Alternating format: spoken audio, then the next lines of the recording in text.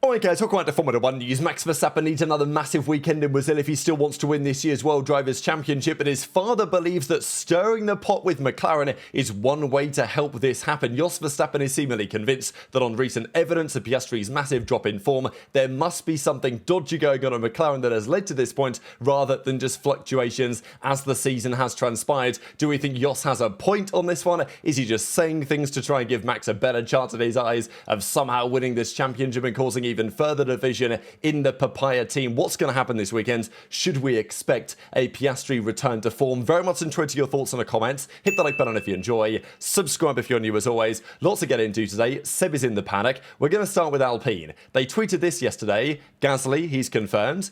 Colapinto, not yet confirmed. But, if you tweet out looking forwards, never back with a picture of your two drivers, it's pretty clear what's coming next. Certainly a couple of fan accounts are pretty convinced that that announcement is coming in the coming days. I think there was even some talk it was going to happen before this weekend. Who knows, by the time this video goes live, it might be confirmed. But there is talk about Jack Doohan as well. So he apparently was not promised, but he was told that, well, we might put you back in the car. That never happens. He's probably going to drive Super Formula next year. Did he deserve a better shot of it this season? I think arguably yes. I don't know if Formula 1 is fair, unfortunately, for Doohan, and Colapinto has probably done enough to earn it, in addition to the other things that Colapinto is earning for that Alpine team. The other thing on Alpine is their battle with Williams next year. There's this hypothetical scenario where Mercedes have the best engine by an absolute mile, and all of a sudden it's McLaren, it's Mercedes, and it's Williams and Alpine, all of a sudden very competitive. Who's got the theoretical advantage? Because both Alpine and Williams are going to have Mercedes power. That should be good for them. I don't think they'll be at the back of the grid next year. I'm pretty convinced of that. The question is, who's in a better spot, right? Because Williams have put a lot into 2026. So have Alpine. Of course, historically, the Renault team has done well. So has Williams, but you have to go back a little bit further. So that's the debate right now. There's talk about the simulator. Look, this is coming from Alpine Club. So, but the rumor is that Alpine has got their new simulator. They've worked hard on it. Williams have a similar simulator coming soon, but it's not yet available. Their current one's about 15 years old. So Williams, maybe aren't in as good of a spot as Alpine to be competitive next year. What they do have going for them, Alpine, as well, is a hell of a lot of testing time, because Williams are up to 5th in the championship. That puts them at a smaller percentage of aero testing, wind tunnel runs, CFD items they can run, whereas Alpine are massively up on where they were last year. So they took the $30 million boost pretty much from the double podium in Brazil last season, finished 6th in the championship. Now they've dropped all the way down to 10th. They're almost certain to finish there, and as a result they will get these figures with respect to some of the top teams.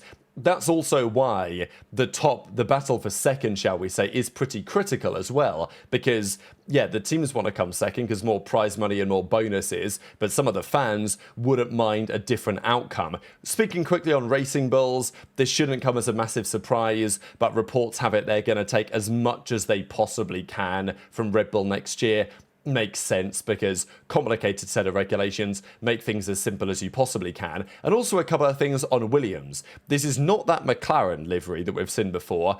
This is not the old Ford livery that we've seen before as well on, the GT40. But this is on the number 55 Williams this weekend. So, look, we've seen Golf liveries before. We've seen them on various teams. This is another one. It's pretty legendary at this point. So, excited to see that in action around Brazil. So, yeah, they've got the Golf livery. The question at Williams, though, is about Carlos Sainz today. So, we see this relatively frequently. Drivers are unwell. They're not able to attend. There's always some level of speculation on, okay, how unwell, right? What have they, what they come down with? Of course, Williams haven't gone into detail about this, but Sainz is not at media day today because he's not feeling well. So the question is he going to be well enough in time for tomorrow? Probably yes. I would say it's a greater than 50% chance.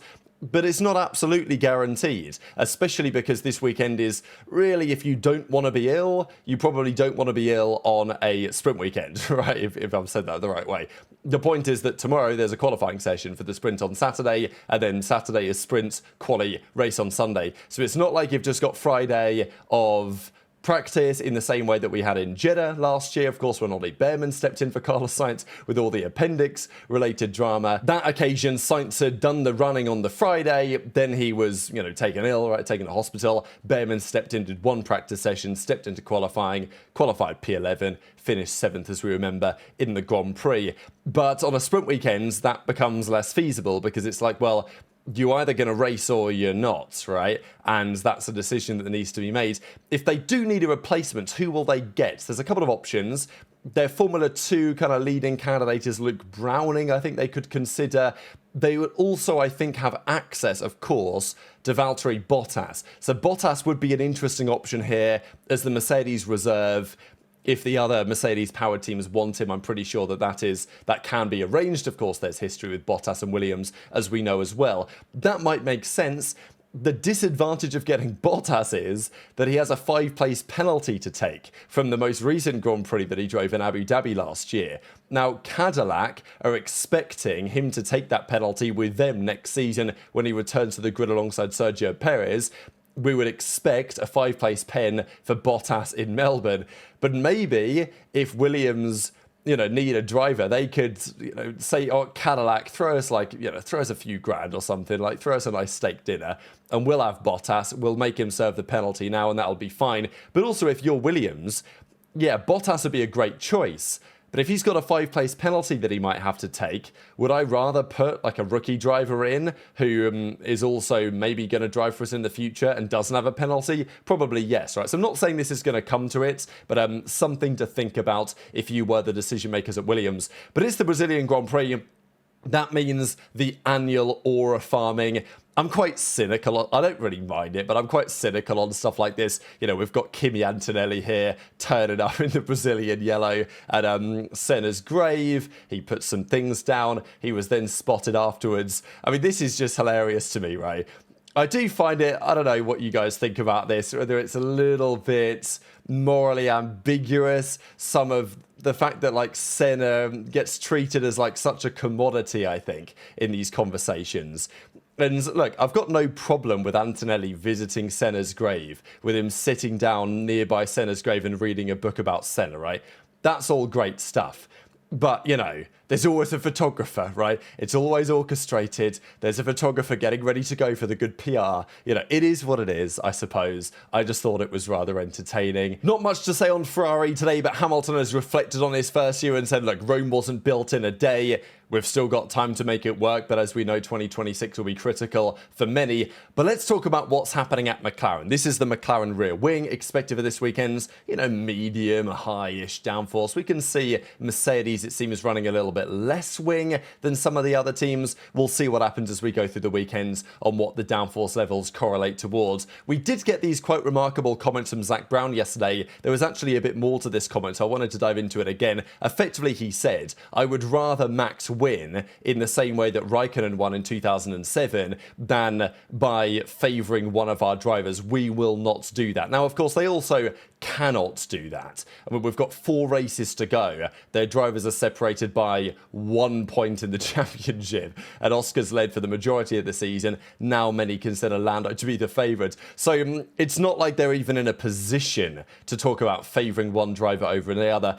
It is something that maybe some teams would do, but it's not something McLaren want to do. Zach Brown says, I'd rather go we did the best we could with our drivers tied in points and the other beat us by 1 than the alternative, telling one of our drivers right now when they're 1 point apart, I know you've got a dream to win the World Championship, but we flipped a coin and you don't get to do it this year. Forget it, right? And first of all, even if McLaren wanted to do that, good luck getting any driver worth their salt to be like, oh, well, I guess I'll try next year and I'll support Lando for the championship or I'll support Oscar for the championship.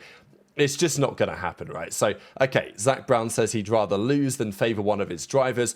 I also think there's a little bit in this comment to say, look, we're not favouring Lando. Okay, maybe I'm boys with Lando, but it doesn't mean that we're favouring him over Oscar, although others may have a different opinion to that. He says that's not how we go racing. If 2007 happens again, I'd prefer that than to play favourite. So, at this point in the season, it is the only answer. Pretty great picture, I'm not going to lie, right here. But there's also comment on Oscar Piastri's form. So, in recent rounds, his form has nosedived. It did, to be honest, not dissimilarly last year. It doesn't appear that Austin, Mexico, even Singapore to a certain extent, are great tracks for Oscar Piastri.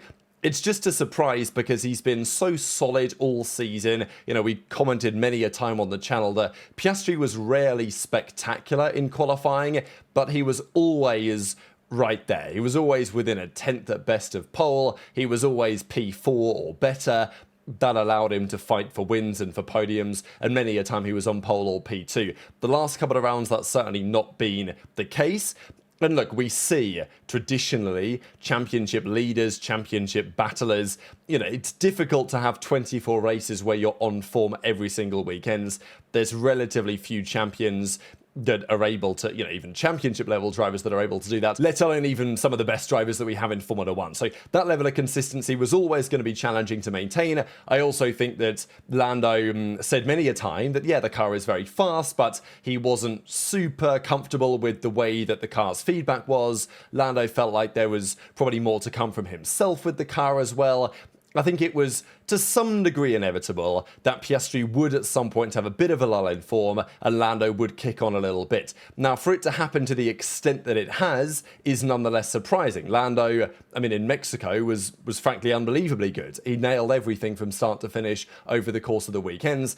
And Piastri has been nowhere. Now, clearly, the mentality part is a part of that, right? Lando kind of smelt blood in the water, maybe, as it were. I think after what happened in Zandvoort, Lando kind of felt like, oh, well, nothing to lose. I'm certainly not the favourite anymore, so let's just give it a go. It will be interesting to see now that Lando is the favourite again. It's pretty clear that Lando's leading the championship. The momentum is with him. He is now considered the title favourite.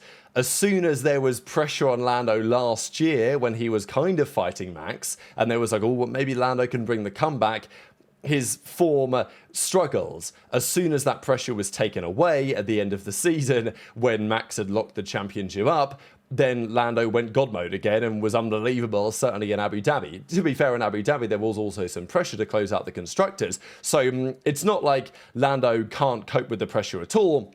The question is, has he improved in that front? Certainly felt like that was true in Mexico, but now he's become the championship favourite yet again. That definitely carries some weight of expectation on his shoulders. The opposite is now true for Piastri. Now, while still there's a lot of pressure on Piastri because people are like, damn, this guy, you know, he fell off, he's bottled the championship, can he come back? You know, he didn't have the minerals. You know, people say all these sort of things, and, you know, for Piastri's perspective, we were like, hang on a second here, I was, you know, going to win this championship. Now Lando's overtaken me all of a sudden. My form's disappeared.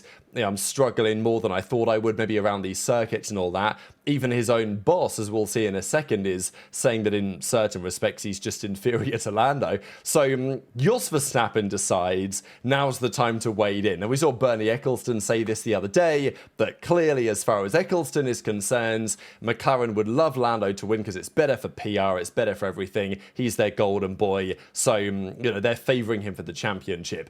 And Jos says, Oscar Piastri hasn't suddenly forgotten how to drive. If I were him or Mark Webber, his manager, I would slam my fist on the table. And it depends how you translate this. I'd bang my fist on the table internally. It's translated from the Dutch, but effectively the same point applies. So, look, Jos, it doesn't really matter what Jos believes exactly. I think when Jos says something, you've always got to look through it of the lens of, does he believe this will help Max? And like, if he does, then I guess he'll say it, right? So that's my read on this anyway, is that Jos believes that a little bit of stirring the pot publicly, a little bit of stirring the pot with McLaren, making things a bit controversial, right? Because, like, if Jos Verstappen comes out and says Piastri's not forgotten how to drive, there must be something going on in McLaren, maybe Norris gets asked about that. Maybe Piastri gets asked about that. You know, it's just something extra, right? And Max is not going to be affected by this. He's the underdog. He's the guy trying to make the charge.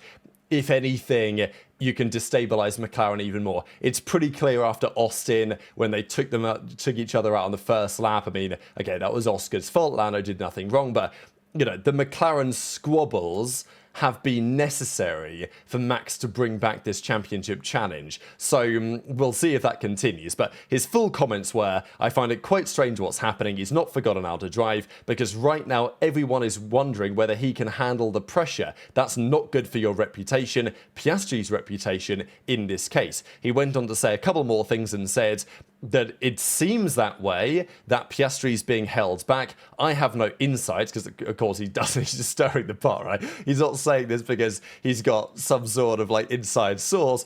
He's saying it because it's good fun.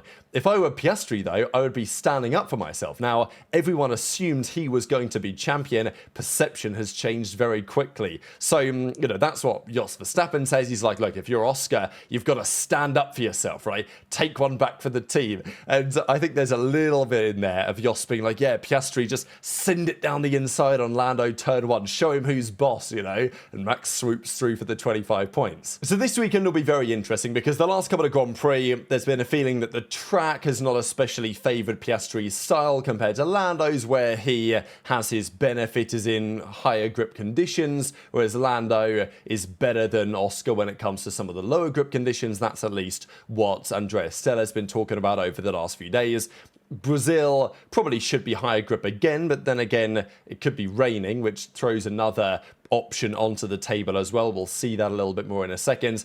There's also the fact that Piastri's not really had a great time around here for the last couple of years. So, yeah, if Piastri's going to return to form, it's going to be a necessary time probably to do so if he doesn't want to lose even further ground of the championship. As I say, Andrea Stella says, as a driver, Lando has become very strong in the race, especially in some conditions. I think he's definitely the best driver when it comes to long stints and used tyres. Look, your boss is always going to gas you up. Fair play, right? Like, it should be expected that Andrea Stella has given Norris a bit of credit. And also by saying that Lando's the best in those conditions of seemingly anyone, it doesn't play Oscar down too much. Do we really believe this? Is Lando the best driver on used tyres and on long stints? Look, he deserves a lot of credit for that. I think he's done a great job this season. The Hungary one-stop was a good example. But also, is that just Lando, or is that the McLaren being by far the best car on long stints and used tyres? Okay, maybe Norris is the best McLaren driver on long stints and used tyres. I've not got much doubt about that. But to be the best driver overall is quite the assessment given they're not driving the same car. And we know that the cooling and the brakes and all that of that McLaren are very strong when it comes to long stints. So it is what it is. It's not a massive surprise. Team boss gasses up team driver, but it's still a story nonetheless. The weekend is almost upon us. I'll just check the BBC again to see what they have to say when it comes to weather. Tomorrow on Friday could rain. Again, the forecast changes rapidly. I mean, this is why I wanted to mention this today, because this now looks quite a lot different to what it did a couple of days ago. Although the rain is still back on the radar for the Saturday, potentially all day. There's likely to be some sort of rain, but likely the heavy rain is going to be in the morning on the Saturday. So we'll see how the sprint gets on. And then the Sunday, there are decent chances of rain throughout the day as well. It's not like it's going to be an absolute, blowout, as it were, and there's no way there's going to be any racing. I think that's also something that's good about this, because as much as I'm excited for it to maybe rain, what it means for the championship, what it means for the race that we might get, you don't want it to rain so much that there's no race, right? And we've unfortunately seen that before and seen the repercussions of that before, even earlier this season to a certain extent as well. So very much interested to your thoughts on all of this stuff in the comments below. Hit the like button if you enjoyed, subscribe if you're new, take care, and I'll see you next time.